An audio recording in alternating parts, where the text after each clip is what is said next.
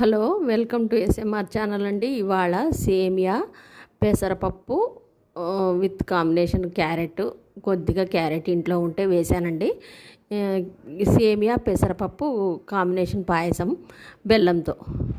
సేమియాని ముందుగా వేయించుకొని పక్కకు తీసుకొని పెసరపప్పుని వేయించి పెట్టింటానండి, అందుకే వేయించుకోలేదు. రేషన్లో తెచ్చినప్పుడే వేయించి చల్లారాక బాక్స్లోకి వేసి పెట్టింటాను, లేకపోతే పురుగు వస్తుందని వేయించి పెట్టింటానండి.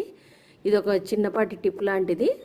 పెసరపప్పుని వేయించి పెట్టుకోవడం మంచిది. రేషన్లో తెచ్చాక దాన్ని కొంతసేపు నానబెట్టుకొని కుక్కర్లోకి వేసుకొని 1 విజిల్ కొట్టించానండి. కొంచెం ఆ మాత్రము చీలిక, పెసరపప్పు చీలిక వచ్చేదాకా ఉడకబెట్టుకొని తర్వాత సేమియాతో పాటు ఉడకబెట్టుకున్నాను. క్యారెట్ని ఒక 2 క్యారెట్ తురుముకునే టైం లేదండి, అందుకే మిక్సీకి వేశాను. మిక్సీకి వేసి ఆ క్యారెట్ మిశ్రమాన్ని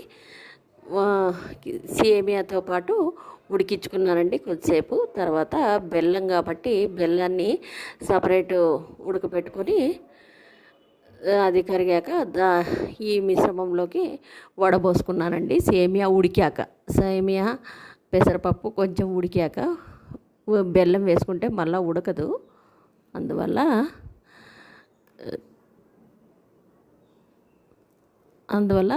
తర్వాత ఉడికిన బెల్లాన్ని ఆ విధంగా వేసుకున్నాను.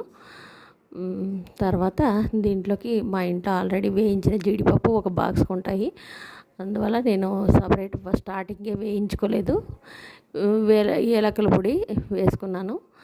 కొంచెం చల్లారాక పాలు వేసుకున్నానండి, బెల్లం కాబట్టి, లేకపోతే పాలు విరిగిపోతాయి. ఇంకా కొన్ని వేసుకోవచ్చు. కొంచెం స్టవ్ ఆఫ్ చేసి చల్లారాక వేసుకోవాలండి. ఇది సేమియా క్యారెట్ పెసరపప్పు పాయసం.